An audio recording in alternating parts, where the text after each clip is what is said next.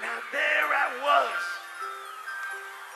I was still in high school, but I wasn't doing too good. I was doing bad in my studies, and they sent me down to see the guidance counselor.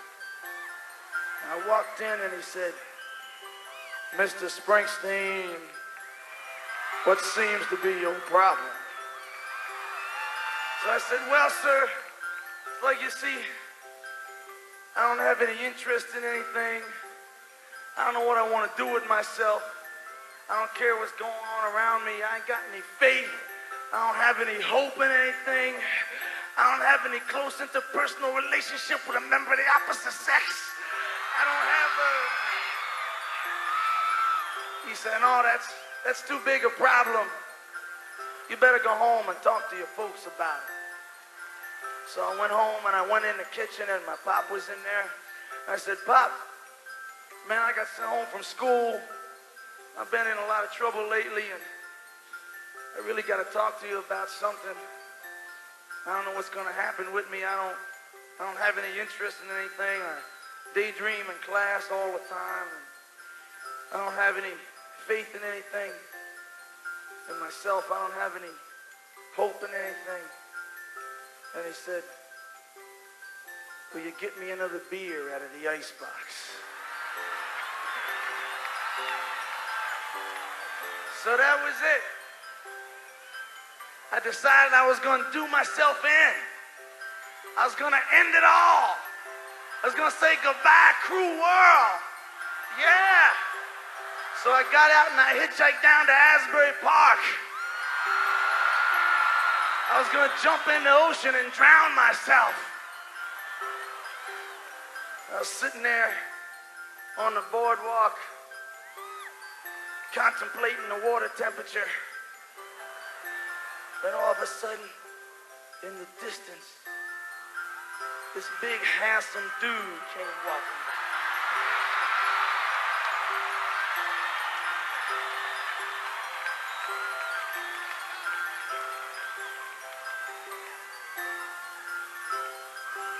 He kind of sat down next to me, started saying my prayers, and we kind of got talking.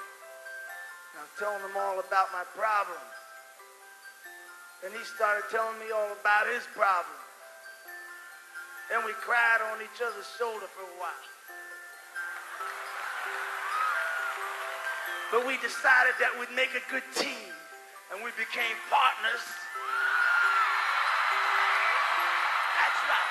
That's right. That's right. That's right. And Clarence, he said that he knew a gypsy lady that could help us out with our troubles. So over to the gypsy we went.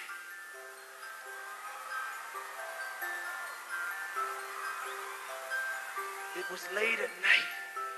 The boardwalk was deserted. We walked in.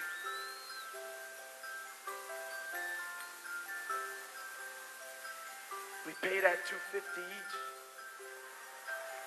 I had to loan Clarence's $2.50. And she looked into the crystal ball and she said, "You boys are in a lot of trouble." Paid another $2.50. I didn't get it back yet either. And we looked. She looked into the crystal ball and then she said, "You boys are gonna go on a real long trip. You're gonna seek out new forms of life. You're gonna explore new worlds. You're gonna go where no men have ever gone before and stay twice as long and have a lot of fun doing it too." And she gave us a map to the secret of the world. And she said if we followed that map at midnight, we'd find the answers to all our troubles.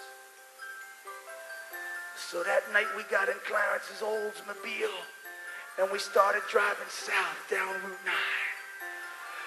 south through the rain, down through Lakewood, down through Freehold, down through Toms River, and a hurricane hit, and then a tornado blew across the highway, and then a blizzard hit, and then a heat wave broke, and then the roof flew off the car, and then we got 2 flat tires, and then the fenders flew off, and then the engine block cracked, and then the carburetor went, and then the windows flew out, and then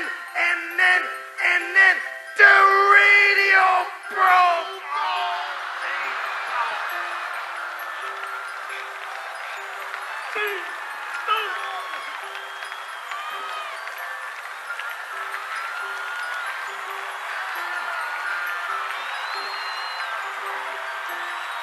What that's like.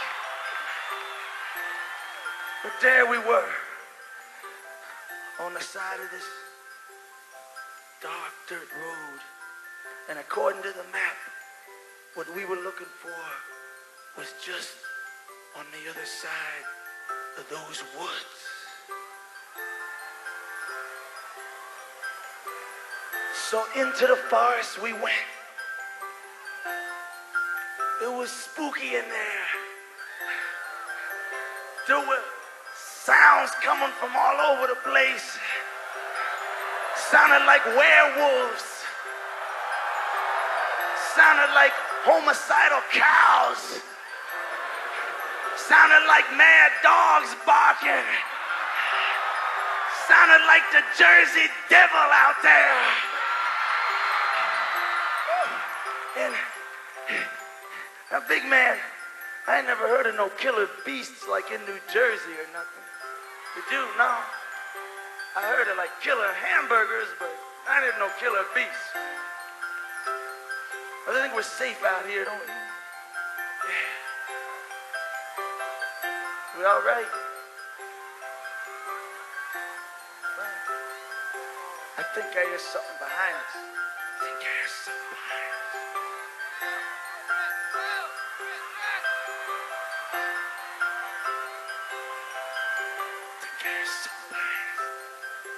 Clarence, oh Clarence.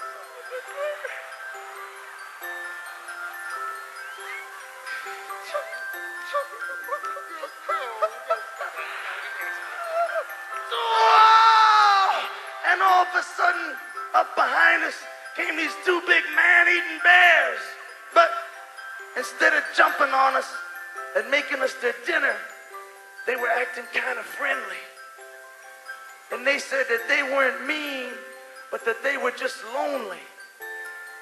And that they'd been out here in the woods for a long time by themselves after they escaped from the circus because they get tired of living in them cages. And they say that if we'd be their friends, that they'd help us find what we were looking for. And so back into the forest we went. And all of a sudden, the clouds pulled away from the moon. And there in a clearing, we saw the answer to our quest.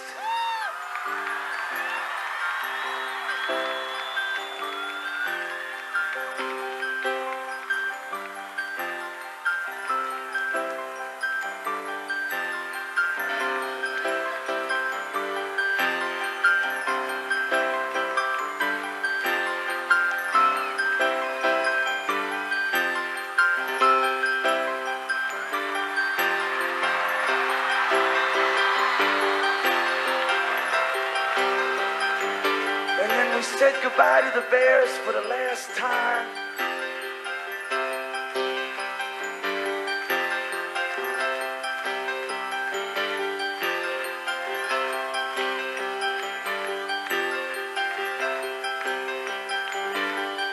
And as we stood there in the moonlight, we knew that everything was going to be all right. Because when we touched